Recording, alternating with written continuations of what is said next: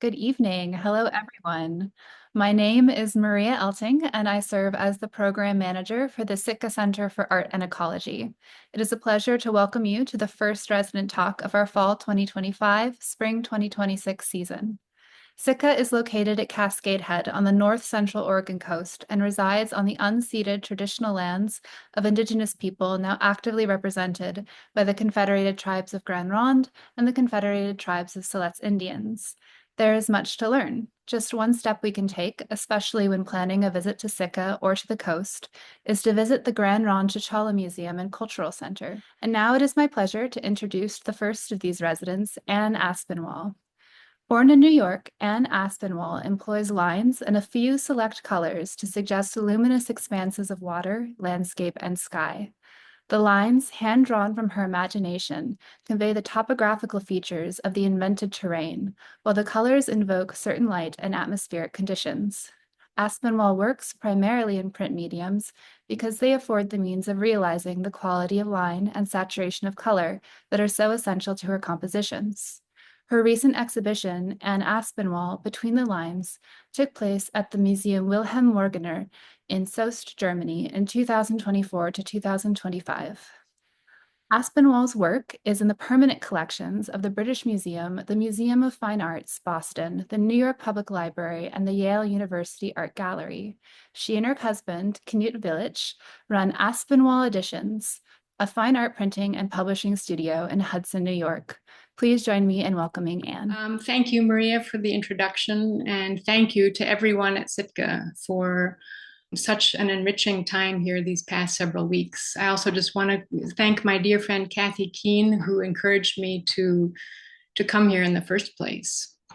So exactly a year ago, right now, I was installing my solo exhibition Between the Lines at the Morgner Museum in Soest, Germany. This was really an extraordinary opportunity for me to show entire suites of very large scale work, 40 pieces in all, so a much bigger venue than I'd ever had in my career. It was also an opportunity for me to stand back and take stock of what I'd been doing the past 10 years and think about a new direction for my work. Much of my work, as Maria described, is inspired by landscape, and I work primarily in print mediums, especially silkscreen, and the large scale that are so important to my work. I'm just showing you a few more images from the exhibition. This is one of my largest silkscreen prints to date. It's 60 by 40 inches. My works never depict specific places, but are inspired especially by these vast, vast open spaces that I encounter on my travels.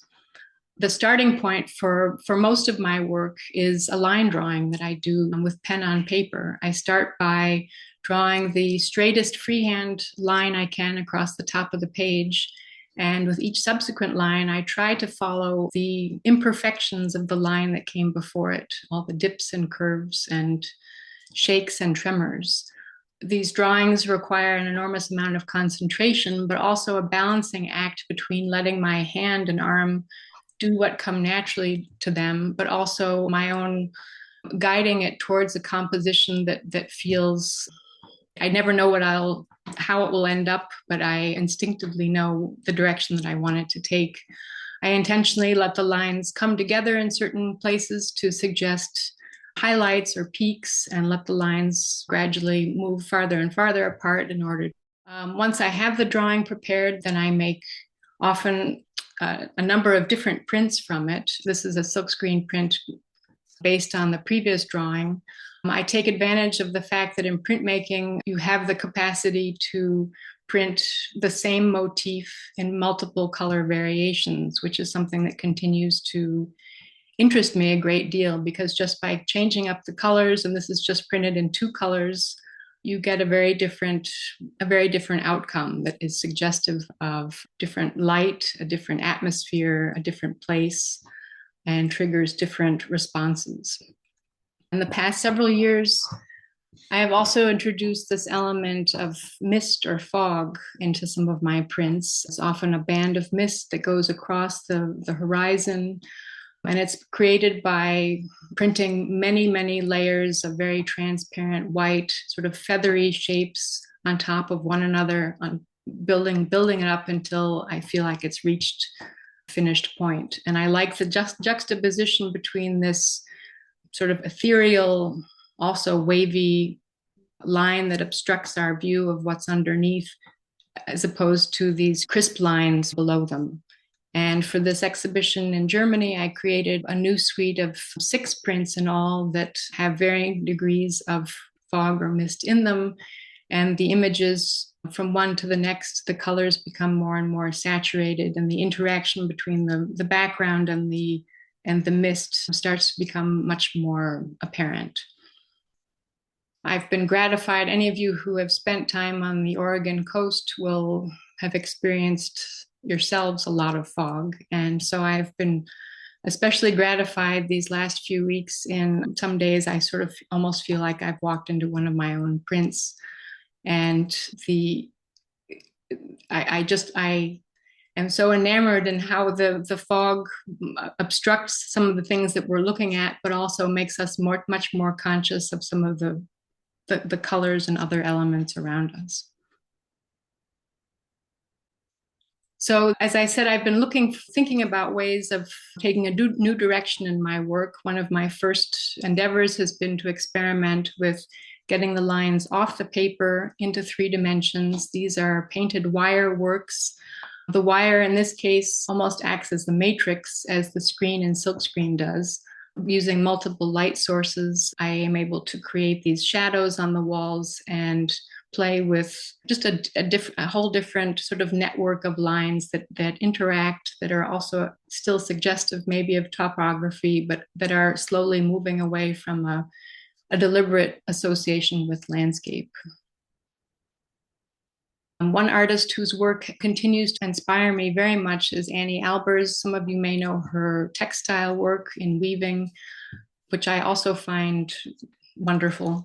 But these 2 prints are probably lesser known works of hers, but I keep coming back to them and looking at them because the way in which she's able to convey the tactile element of threads and also the 3-dimensional aspect of lines is something that really continues to inspire me and gets me thinking about new works of my own. This past spring, when I was back in my studio in Hudson, New York, I started to think a lot about new ways of drawing and gradually shifting away from this association with landscape. I think part of what drew me to create these sort of large expanses of landscape is that I grew up in New York City and I have always craved wide open spaces. Now that I live upstate and I have wide open spaces around me all the time, I've started to focus more and more on close-ups of elements around me, such as trees, especially the nature of wood, bark, wood grain. And it sounds sort of banal, but after all of this trial and error and experimenting, I came up with a solution of just turning my paper 90 degrees and starting to draw vertically, which to me is sort of a breakthrough, because it gives me a whole new scope for making drawings that evoke now something completely different. I'm always thinking about, in this case, wood grain and the trees around me. And these are preparatory drawings for a new project that I will finish, I hope, next month when I'm back in my studio in Hudson. This is the view from my kitchen window in Hudson. I spend a lot of time in the kitchen. And this is facing east, and I take just great delight in the evenings, late afternoon and evenings, in seeing the warm light from the west sort of dappled and creating this luminous effect on the trees outside the window. And this is really something that I keep thinking about as a starting point for some of the new work that I'm doing now. I decided, coming to Sitka, since I knew I wouldn't have access to a print studio and the usual materials and machines in my own studio, I decided to scale back in terms of materials and set myself sort of a task for working in pastel, which is a completely new medium for me, working on a smaller scale and still taking inspiration from the woods outside my window in Hudson. this is an example of some of the work that I've been just experimenting with since I've been here. I quickly learned that the palette and the scale and my entire surroundings here were so different from what I was used to in Hudson that I had to sort of shift my ideas a little bit. And this has been a great source of, I mean, really an extraordinary source of inspiration for me. I take daily walks in the woods, and I've just been marveling at the moss and lichen, the Sitka spruces, all of the contrasting colors. Once in a while, the sun even comes out, and you just get these luminous glows of moss in the trees. So this has really become incorporated into my work. I've expanded my palette while I've been here, and I'm continuing to experiment with how to incorporate some of these elements that I have come across here in my experiments with new line work. And I know that these new colors and textures will continue to be apparent in the work that I do even when I return to Hudson. Just to wrap up, I wanted to let you all know, for those of you who are in Portland, I have been exhibiting the past few years, and I'll be exhibiting again at the Portland Fine Print Fair in January at the Portland Art Museum. So any of you who are in the area, I hope you'll come by and say hello, and I'd be happy to show you some of this work in person. Thank you for your time. Thank you so much, Anne. I have definitely spent many a morning at Sitka that felt just like one of your prints. So, our next presenter is Camille McDaniel. Camille McDaniel is a Portland, Oregon-based poet, editor, and fiber artist. She is the founder of Benally Books, which prioritizes the perspectives of Black, Brown, queer, and disabled writers. Her poetry has been published in Black Fox Literary Magazine, Currency, Sundress Publications, A Body You Talk To, an anthology of contemporary disability, and others. In 2023, she received nominations for the Pushcart Prize and Best New Poets Anthology, and in 2024, she represented Portland Poetry Slam at Bigfoot Regional Slam. Her debut book, Blood, Skin, and Water, is available online through World Stage Press and at Broadway Books in Portland. Camille has lived in Boston, Harlem, Paris, Long Beach, and a true Sagittarius is constantly fighting the urge to make another drastic change in scenery. Welcome back to Sitka, Camille. Thank you, Maria. I'm tempted to add Otis, Oregon to that list of places that I want to live. I was joking to my friends, they're gonna have to evict me from this house because I do not want to leave. I had an amazing time my 3 weeks at the Sitka Center. I also want to shout out Portland in Color, which is an amazing organization who helped me get to this residency. So, very quickly, yes, my name is Camille T. McDaniel. I'm a poet, the author of Blood, Skin, and Water, and newly a founder of my own poetry publishing house called Benally Books. My poetry practice is rooted in liberation, both spiritual and communal. I write for the stage and the page. I'm both a slam poet and a book poet. I focus on the experiences of my ancestors and the communities that I currently represent. I had a really great 2025 poetry-wise. Personally, it was a little rough, which was probably why great poems came out of me this year.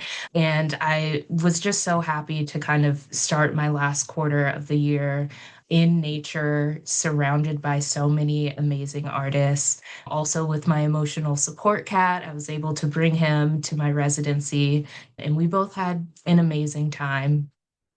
Really quickly, Benally Books, we are looking for support. So if you are interested in this mission, if you're interested in learning about the work that we're doing here in Portland for the Black, Brown, disabled, and queer community of writers, go ahead and scan that QR code, or you can find us on GoFundMe.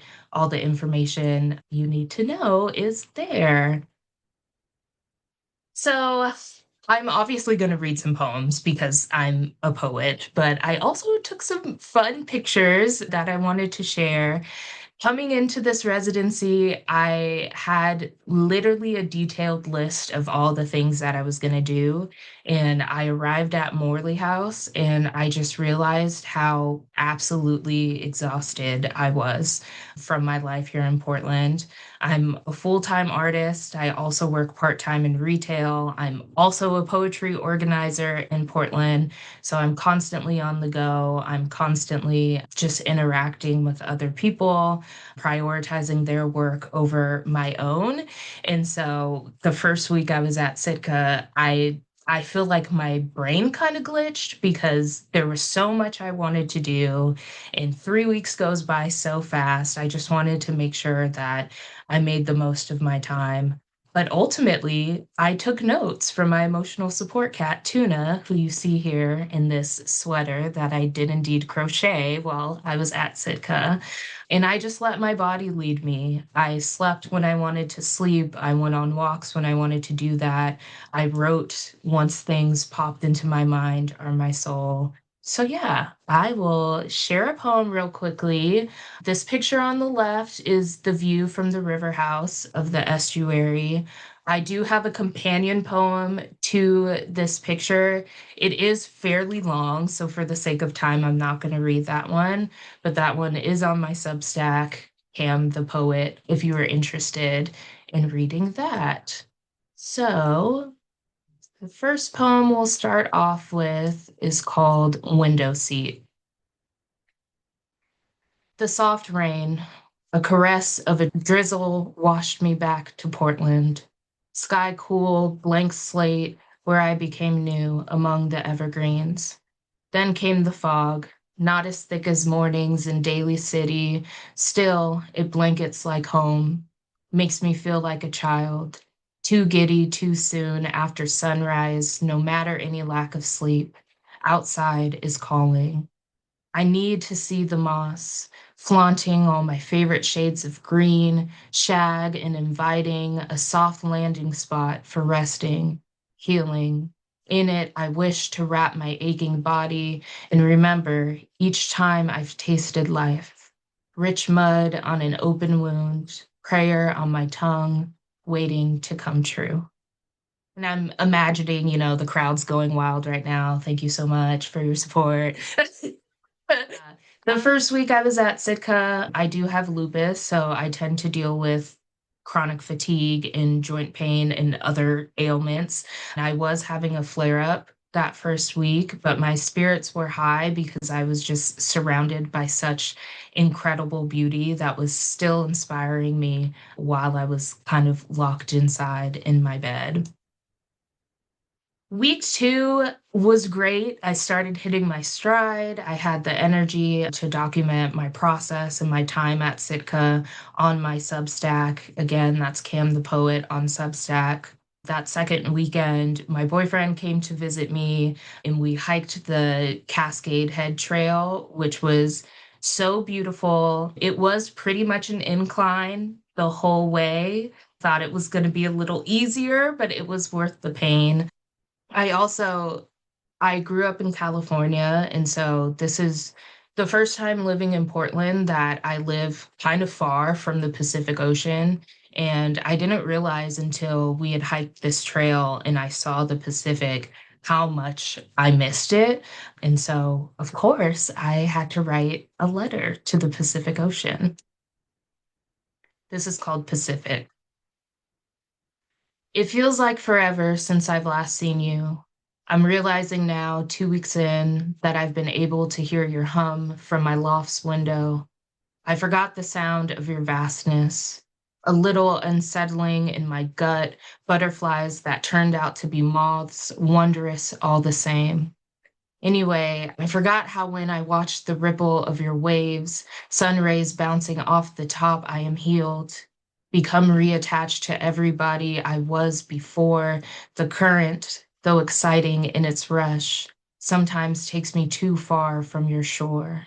But I always seem to wash back upon your sands, exactly when I need to be reminded that in me lives home, lies hope that I will learn to bless each moment, Call every salted breath I take God. Never let the everything of it all drown me in my own waters. For I am an undercurrent, swift and steadfast. You never let me forget just how powerful we are. It's been too long since I've gazed upon your endless horizon. This time I'm seeing you from a whole new perspective, better than I ever have before, toward the top of an unforgiving hill. Tell me to climb, and I will. Thank you. And in my final week, which crept up on me so quickly, I was like literally crying that I had to go home. I love Portland. I love my life here, but this whole experience just like awakened something within me. So in the last week, I hiked to God's Thumb. Another difficult hike. I really have to research these more before I set out on them. But again, it was worth it.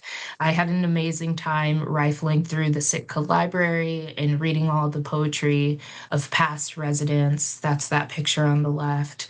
And again, I took notes from my very cute and lazy cat, Tuna, who just chilled on the futon the whole time. And I just really wanted to make sure that I rested and was of sound mind and body when I came back to Portland to go back to my regular life. I have one more poem for you all, and then I'll leave my information if you're interested in connecting. One of the writers that really inspires me is Audre Lorde, and they have a collection of writings called the Cancer Journals. So this last poem is called Lupus Diaries. Thank God for the sun, for the bugs dancing atop the mossed roof, view from my sick bed. Thank God for rest, exactly how I need it, uninterrupted by capitalist expectations. Here, breath is the best currency, full and deep and taking its time, a salve in each snore. Thanks for this pocket of peace, although the pain. Here, it does not consume me. Here, there is space, multiple seats at the table for all that ails me. We do not force them into the backyard and act like they'll be rid with the wind. I do not call them shame, for they are a part of me. I vowed to no longer hide my softest spots. Sometimes a gentle touch, a curious caress of the shy underbelly is exactly what I need. Sun shining on what this world says to bury deep as dead soil will allow. Unmarked graves of unspoken hurt where truth is forced to die, but never rest. Never see the light, never watch bud become bloom. Here, I've stopped digging. I threw every shovel I could find into the sun, lied on a plush moss bed, bloated belly up, and caught the sparks on my tongue. Thank you.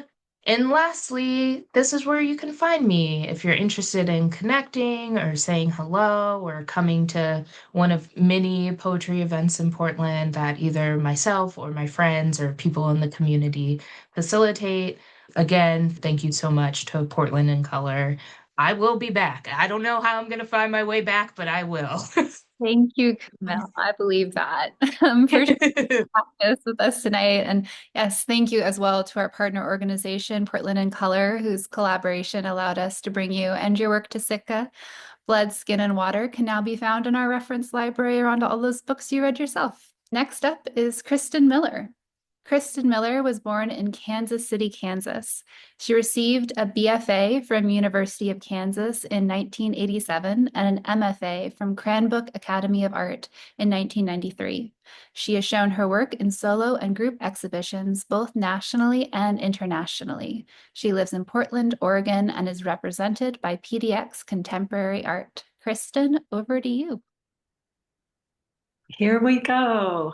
Hi, thanks so much for having me. Thanks so much, Julia DeMario and Kathy Keene. I had a wonderful experience during the Jordan Schnitzer printmaking residency.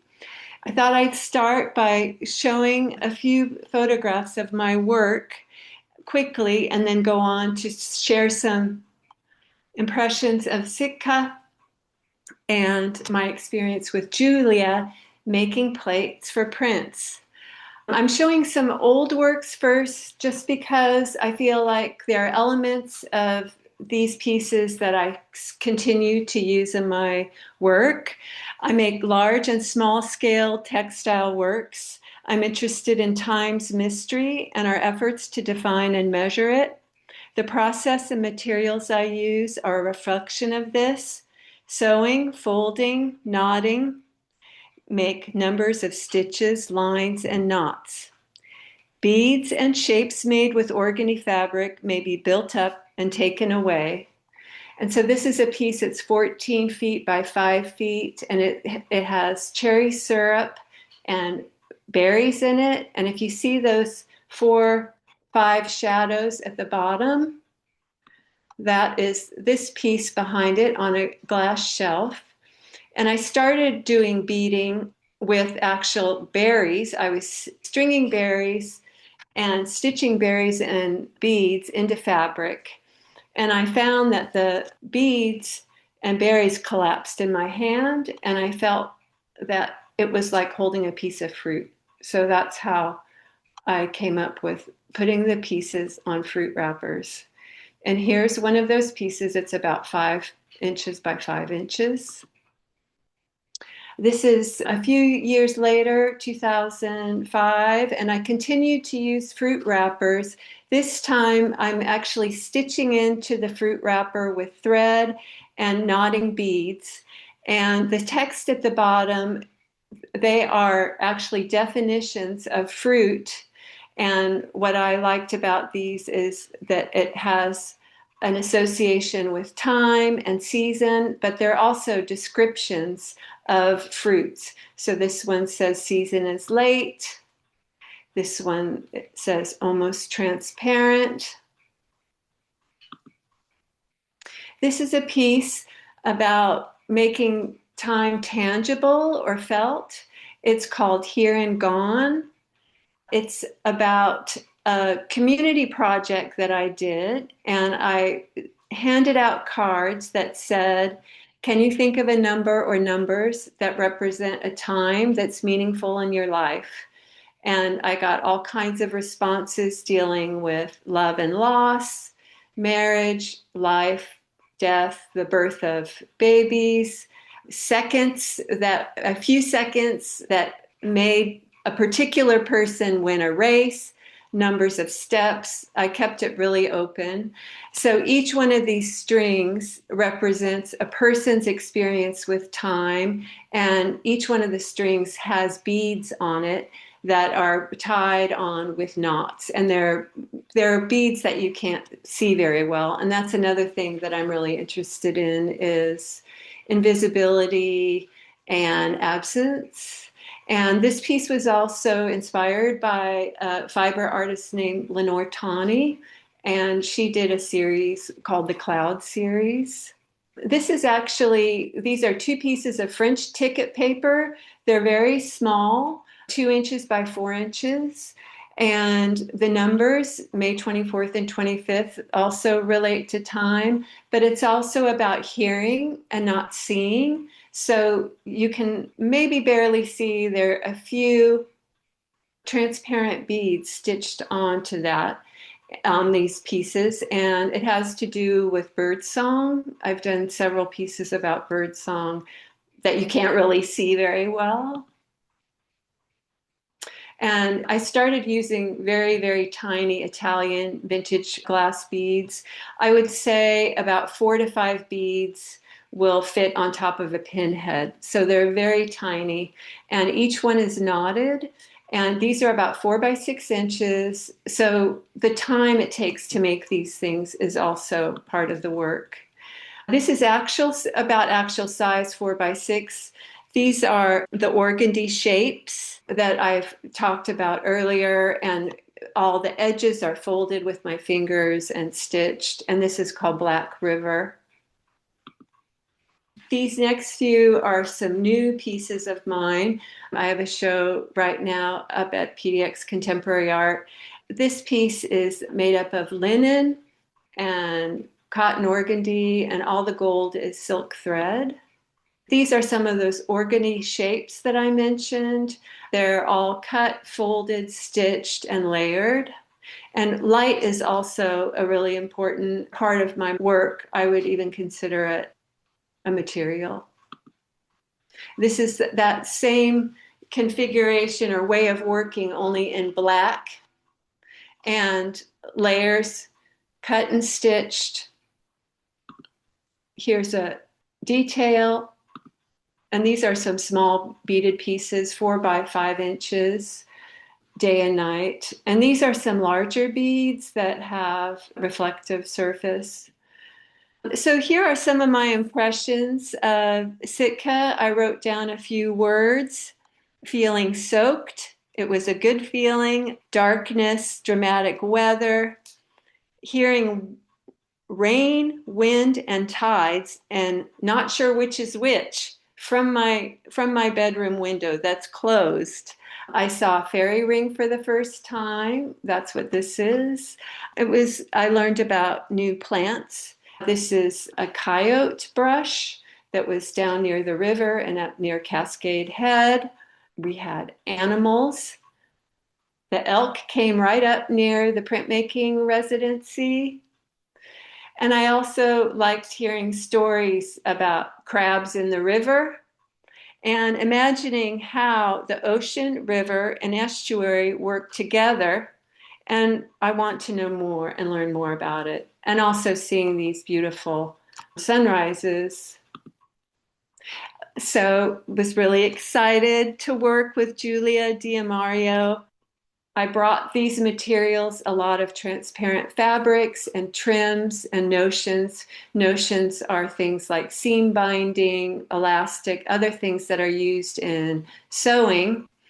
And what I really excited me was that after doing this, it really helped me to see my work in a new way because of this new way of looking at it and working. And so on the bottom here is a plate that's a soft ground, and that plate is made from these materials, some of these materials on the left. This is a soft ground, which is a very light, waxy surface that goes on top of the copper plate. And then these are some of my trims that are put on top. And this is Julia running that plate through the press. So those textures will then be etched, and I will make a print with that. And this is what the plate looks like with ink in it. I also did hard ground etching, which was like drawing on the copper plate with a sharp tool.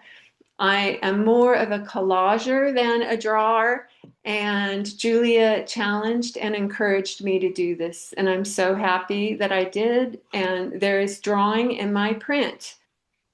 Here are some test prints of different techniques that I tried. The hard ground, this is spit bite, the watery one in the center above that with the curved black and white is aqua tint. And to the far right is the print of those textures. This is color, which I loved watching Julia mix the color. I came with a purple scarf. I like green, but it was so exciting and interesting to see how color can affect the look of something. So these are test prints, and those on the left are that plate that I showed earlier. Those on the right is another plate made from a scarf that I brought that had this big black band of value. Here's another example of a soft ground. This is seam binding that I organized. This is the the plate that's inked, and it's got 2 colors, and so exciting to see these materials that I had transformed into something new and different and exciting, and so much hard work and physical labor that printmaking entails that I saw. And so this is test prints. You can see my drawing a little bit here on the bottom left. Those prints are still not complete. I do have the complete prints. I didn't show those, but the plate on the print on the bottom right is close to the complete print. And here's Julia at the press, and just wanted to say thanks so much again. It was really exciting to be part of this and part of Sitka. I'd love to come back and do some more hiking, be in the rain. Thank you. Thank you, Kristen. You did great. The ASBR residency is pretty much the only Sitka residency where you actually have to work the entire time. So we'll need to get you back for a rest as well. Next up, we have TK Smith. TK Smith is an award-winning writer, curator, and cultural historian with expertise in modern and contemporary art. Smith has 10 years of expertise and experience as an independent curator and scholar. In addition to his independent practice, he has held such official appointments as curator, Arts of Africa and the African Diaspora at Emory University's Michael C. Carlos Museum in Atlanta, and assistant curator, Art of the African Diaspora at the Barnes Foundation in Philadelphia. Smith's writing has been published in several exhibition catalogs, academic journals, and periodicals. He has written for Art in America, the Brooklyn Rail, and Art Papers, where he is a contributing editor. In 2024, he was awarded the Leo and Dorothea Rabkin Prize for Critical Art Writing. As a public scholar, Smith has lectured for several institutions, including the Pennsylvania Academy of Fine Arts, St. Louis University, and Cornell University, where he served as a visiting lecturer in the Architecture, Art, and Planning program. Smith is a doctoral candidate in the History of American Civilization program at the University of Delaware, where he is completing his dissertation, Granite, Power, and Piss, the Shifting Position of a Confederate Symbol. He earned his Master of Arts in American Studies and his Bachelor of Arts in English and African American Studies, with certificate in creative writing from St. Louis University. Sitka community, please join me in giving TK a warm welcome. Howdy, everybody. Thank you, Maria. I just rewrote that bio and I thought it was shorter. It's still quite long. I'm working on it. I hope y'all are doing well.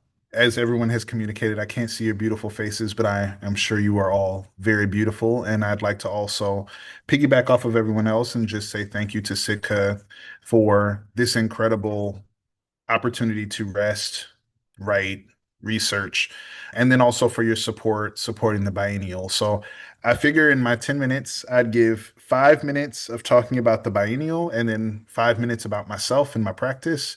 And I'm only going to share this one image from the biennial. If everyone can see this full image, it's from a studio visit I did with an artist in Portland.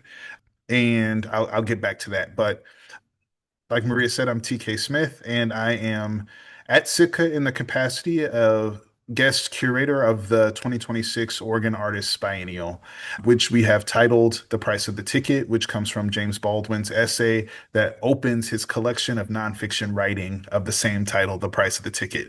It is also the title of a documentary that was done shortly after he died.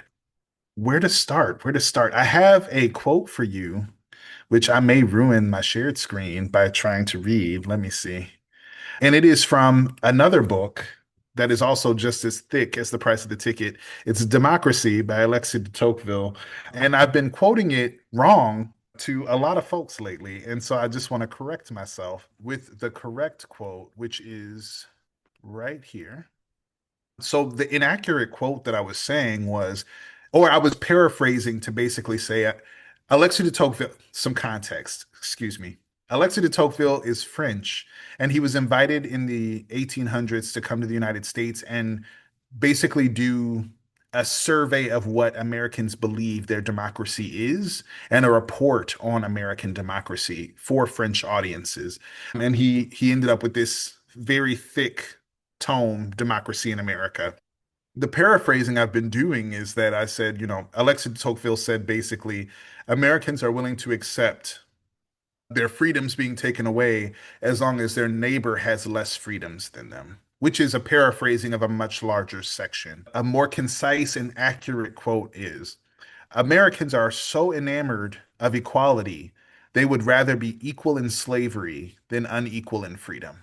And so just to start that off, the biennial is an opportunity for me as a historian, me as a cultural worker, to use the skills that I have to speak back to the semi-quincentennial, which is the anniversary of the signing of the Declaration of Independence. I've wanted a show this year for about I, arguably you could say 10 years. When I decided to become a historian, I knew this anniversary was coming. And as a registered angry Black person, of course, I have something to say about the anniversary of the signing of the Declaration of Independence. I have something to say about the history of the American Revolution. I have something to say about the grand experiment that is American democracy. And so, using the lens of James Baldwin, using the lens of Alexis de Tocqueville, I hope that this anniversary that we celebrate collectively all next year, this 250th anniversary, is an opportunity for us to really dissect democracy, to really dissect the idea of citizenship, to really dissect and pull apart American ideals and aspirations from the realities of many of the Americans here, some that are extremely positive, but a lot that are not, and a lot of histories that need to be reckoned with. And what better a time to, one, show how far we've come, but also to show how far we have to go than in an exhibition celebrating the semi-quincentennial. So I was fortunate that when the Oregon Contemporary, which I am currently sitting in, they currently have a beautiful, and let's see if I can show you, Ursula Le Guin show up right now. I highly suggest you all come see it. It's gorgeous. The team did an incredible job. The folks here reached out to me and said, "Would you be interested in doing the biennial?" And I said, "Only if I can make it about the semi-quincentennial." And they agreed. And as you can see, the bio that was read at the beginning of this is why we lost government funding. But we move ahead. And again, Sitka has stepped up as a partner and a collaborator. And I'm new to this. I'm a guest at the Oregon Contemporary, but they have a long-standing relationship that I think just keeps getting closer and closer. So I'm excited to be a part of it at this juncture. So the biennial, just to kind of wrap that up, we'll have about 32, 30, 35-ish artists. Depends on how you break up collaborators, how you break up collectives.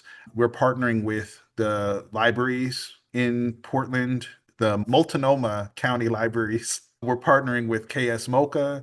We're partnering with Ori Gallery. We're partnering with North Pole Studios and Elbow Room. We're partnering with a lot of different organizations that want to have this conversation with us. They want to problematize citizenship. They want to ask critical questions about citizenship and also celebrate. Some people have things to celebrate and are very proud of their histories here, whether that be in establishing what the United States is or in surviving what the United States is, which is some folks' realities. And in the last 5 minutes that I have, I'm going to quickly take you through my practice as a curator. And that's what this nerdy photo is here. This is me, baby TK. Maybe 14, 15 years ago, I was working at a public library, and this is the public library in Ferguson, Missouri. If any of you are familiar with this library, after Mike Brown was shot, it became a really important place for the community. Educators could still teach their students that weren't allowed to go to school through the public library system. And I would also say, I fucking love libraries. I love libraries and I love librarians, and I love that they are standing firm in this moment that is devaluing not just the arts and humanities, but knowledge itself and the freedom to learn itself. So shout out to librarians. I tried to write a little piece honoring y'all for the Boston Art Review. It just came out.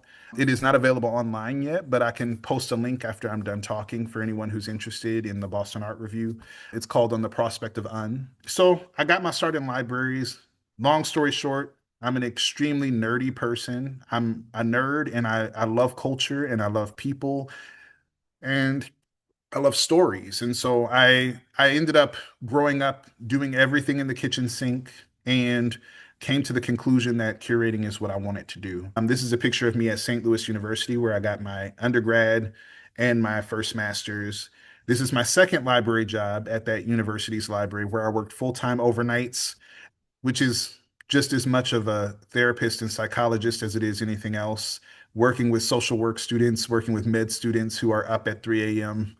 worried about their futures. Me too. You know, we were in there together. I worked there for about 5 years and building up my experience, getting my master's. And I also worked for the National Trust for Historic Preservation, just to kind of give you an idea of how what I mean by cultural historian as opposed to just simply a curator of art. I did a very what I would consider impactful for myself personally, for my practice. I did a in-depth research project on a place called Mill Creek Valley, which was in the central corridor of St. Louis, a Black community that was raised about 370 acres in the middle of the city of St. Louis because it was too Black. And we can talk about that at another time if you like. I have endless stories to tell you about it. This is my face. I don't know why I put that picture in there. This is this is me at Clark Atlanta University Art Museum, which is an HBCU art museum established by Tina Dunkley. I was a Tina Dunkley Fellow, and it was my first opportunity outside of interning at the Contemporary Art Museum St. Louis. That gave me practical museum experience. Thanks to Dr. Marita Poole, we swept the floor, we painted the walls, we wrote wall text, we curated, we gave tours, we did everything because we needed that practical experience. And I got to work with one of the great collections of 20th century Black art. And so it was just an invaluable time. And funny enough, the galleries are in what was Atlanta University's library. This is a photo from working on a project as in the capacity as a fellow called the Women's Mobile Museum, which was in partnership with a few different organizations, but it was a really radical idea supported and to a certain extent spearheaded by Zanele Muholi to work with a group of women of color, women femme identifying, not just women, but femme identifying folks of color, femme presenting folks of color who wanted to learn how to shoot, but couldn't, because of circumstances of life, take proper training to photograph. And so Zanele came with other collaborators, taught this cohort of photographers to shoot. And then I got to participate in the creation of this traveling museum that traveled around the city of Philadelphia into a community center, into a Boys and Girls Club, into a fine art museum, into all of these different spaces and contexts so that these artists could be seen and exposed. I'm a writer. I shared in the chat a link to a piece that's very important to me. If you have free time, please enjoy it. If you're interested in any more of my writing, it's on my website, which I also shared. This is an exhibition I did with Zephora Camille Thompson as a Tina Dunkley Fellow. It was a cumulative project. It was incredible. This was one of the best days of my career. Working with kids, getting them to see the art, getting them to engage in it critically, it gives me a lot of life. This is me in the trees, not at Sitka. This is actually at Vashon off the coast of Seattle. Here's a few more writing projects. This is the Atlanta Biennial, which was my first biennial project that I worked on with Jordan Americani, who's an incredible curator, now based in New York. I won the Warhol grant for short form writing. It's one of the reasons why I'm able to publish at the rate I am. I had that support from the Warhol Foundation. I taught at Cornell for 3 years, a class on cultural criticism. I worked at the Barnes Foundation for a year. It was an experience. We can talk about that later, but it did get me to Nigeria, and I had the time of my life. Nigeria is an incredible place. And for anyone who has the opportunity to go and see the arts and culture in Nigeria, please do. It's endlessly fascinating, not just because there's beautiful art to see, but because the culture, the way that art is woven into almost every aspect of life was just beautiful to see. This is my current headshot. This is hand to mouth that I did at Stoveworks, which was an important show. I am now curator of arts of African and African diaspora at the Michael C. Carlos Museum at Emory University. It's a mouthful, and I won the Rapkin Prize for writing. So that's me in a handbasket. Thank you all so much. Sorry if I went a little over, and have a good night. Thank you so much, TK. There are some fellow library lovers chiming in on the chat, thanking you for that shout out. So looking forward to hearing more about all the work that you're going to do over this next year. Our last speaker this evening is Adia Gibbs. Adia Gibbs is a Portland-based visual artist originally from New York. She holds a BFA from Parsons School of Design and an MFA from Pacific Northwest College of Art. As an African-American artist, her work is deeply rooted in the excavation and preservation of the past, exploring the intersections of memory, ancestry, and time. Through her practice, Gibbs seeks to reconstruct the threads of ancestral history lost through chattel slavery and the mid-Atlantic system of enslavement, fostering a dialogue between the present and the past. Her work embodies a sacred presence, balancing spiritual and physical dimensions. She is particularly drawn to the process of decay and transformation, viewing erosion as a marker of time and life. The interplay between organic and manufactured materials in her pieces evokes a profound connection to history, while also emphasizing the cyclical nature of existence. Her art speaks to the enduring power of memory and the ways in which we engage with both history and the natural world. Adia, you left Sitka about 4 hours ago, so welcome back. Hello, everyone. My name is Adia, and I am a sculptor, assemblage artist. I didn't really put any accolades in my stuff. I just had my artist statement of sorts, bio. But I've was a recipient of Glean. They only had one recipient that was a student, and that was me when I was in PNCA. So for Glean, if anybody knows what that is, place where you get like 6 months to go to the dump and then make art from the dump. It's not the actual garbage, but it's like the stuff that people drop off, like couches, refrigerators, you know, electronics, things like that. Also, I the recipient of the Nat Turner Fellowship, and I was a recipient of that while I was in school, and also while I was in school, I also got the Glean Award. As far as my work and my stay at Sitka, which was, as everybody said, amazing, and I didn't want to go, but I am kind of glad to be back here just to kind of like recalibrate myself because like it was like a little wonderland out there. And I was like, why can't I just stay here? Why? But let's get started by me sharing. I just started with just the amount of stuff I brought to Sitka. I'm like I use a lot of different kinds of material mediums, and so I brought everything I could think of just so I wouldn't be without something. And I just was like, what's my purpose there? I'm going to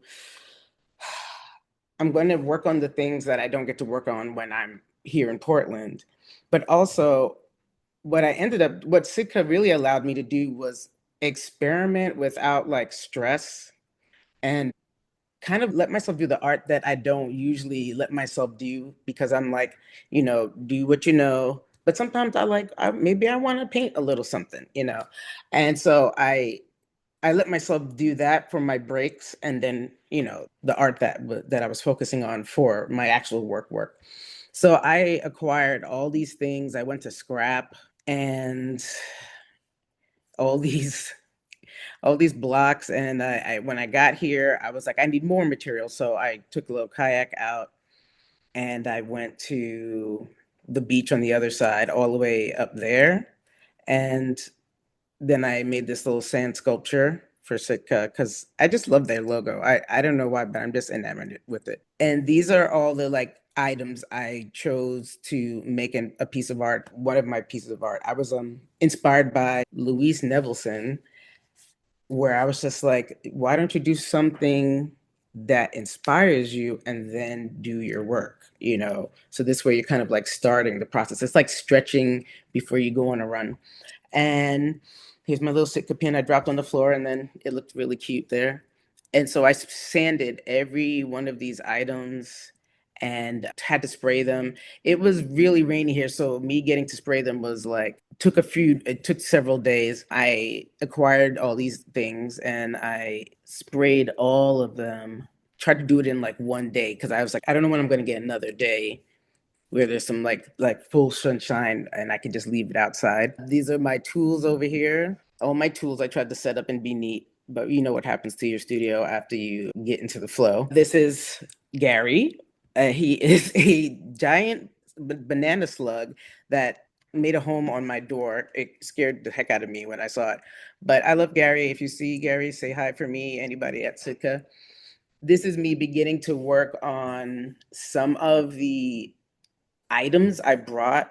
So this is a piece of a player piano. I had a humongous piece of player piano. It barely fit in my car. And so I disassembled it when I got here. And this is where you put the scrolls. But I wanted to change it into future artifacts. So like artifacts that were made in the past, but we find them in the future kind of thing. And I wanted it to be like, what kind of devices is like, if you were to excavate something and you would find something in the ground and it looked like a tool or something, and you'd have to actually research to see what it was for.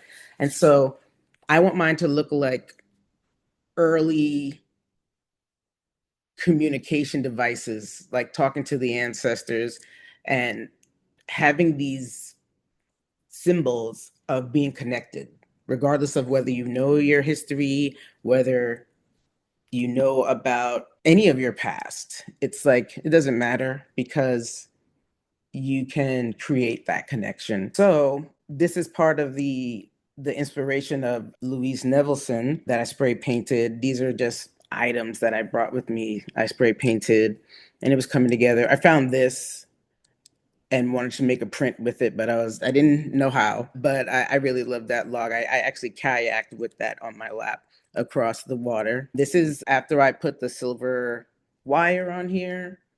I ended up adding this long wire. That's just a close up. And so it starts to build. Like I take things apart and then I build them back together and they look completely different. This is part of some of my inspiration. I just really love like Afro sci-fi and like anything where I'm imagining Black people in the future existing and thriving. And that's what I liked about some of the Afro fiction books that I read. It was just about them in the future. It had nothing to do with anybody else. They were just living and existing in this world. Gorgeous tree that I took a hike and did a little mushroom foraging. These are some of the things I added right here to this right here. And I also added this circle, which was actually it was just like a metal circle that held like some kind of fishing wire, but it wasn't fishing wire, but I was just really into it. I also added these nails that I had rusted because I love rust and decay. Maybe I'm a banana slug because they actually eat anything that's decaying. Fresh fruit. I did a whole research on slugs because there were so many out there. Okay, the next piece of that piano I took apart. I took everything off the bottom because there's a whole bunch of levers that were down here, and I added several things. I took things off. These things I added, and I'm going to be wrapping this with wire and putting it on there. And this is an earlier piece. This is the earlier part of where I took a piece of the player piano apart. This was like one of my first views when I woke up was this tree, and I couldn't believe it. I felt like I was just in another world. And I just couldn't stop taking pictures of the way the moss looked and how it was so highlighted.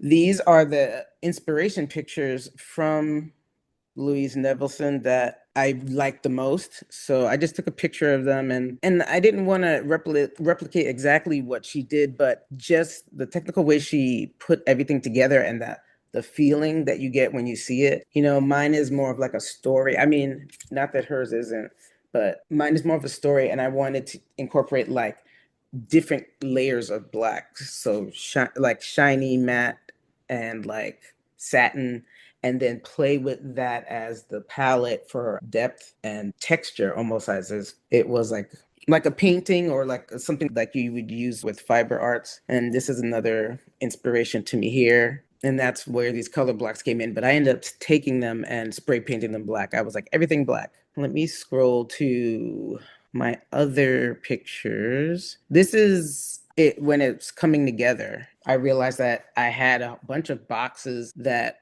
actually work together, and I finally started to attach things. And I really want to take my time with this because I was like, if I want to spray this again, I'd rather make sure that I can remove it. So each piece is removable. There's like a peg and a hole that it sticks into and that you can pull it off. In the back, I'm going to have screws so that I can just take the back off. And if I need to fix anything, because sometimes I make stuff and it's really large and I'm like done. And then if something breaks in it, then I can't really secure it if I want to like ship it or something like that. That was it. It was a great experience. I had my hand in like every freaking fire. I had like 5 projects up at one time, and sometimes I had to take them down just to stay focused on one, because my brain was just like, do this, do that. These are some gorgeous mushrooms right before I left that bloomed. I don't know if you call it, they grew out the ground the day I was leaving, or maybe the day before. Oh, and there's Gary again. So I was obsessed. But either way, I had a great time at Sitka, and I, of course, would love to do it again. It really helped me move forward with experimentation and just making it so that I can kind of relax and just kind of prioritize how I'm feeling and how I want that to reflect in the work and how I want to put my focus. And so that was just a really nice gift to have. If you want to follow me on Instagram and see more of my work, I'm at AMG Artworks. Thank you, Adia, and thank you everyone for joining us tonight, to Anne and Camille and Kristen and TK for sharing. I hope that you will all join us for our next resident talk. And until then, thank you for being here this evening to hear about these practices. Have a great night.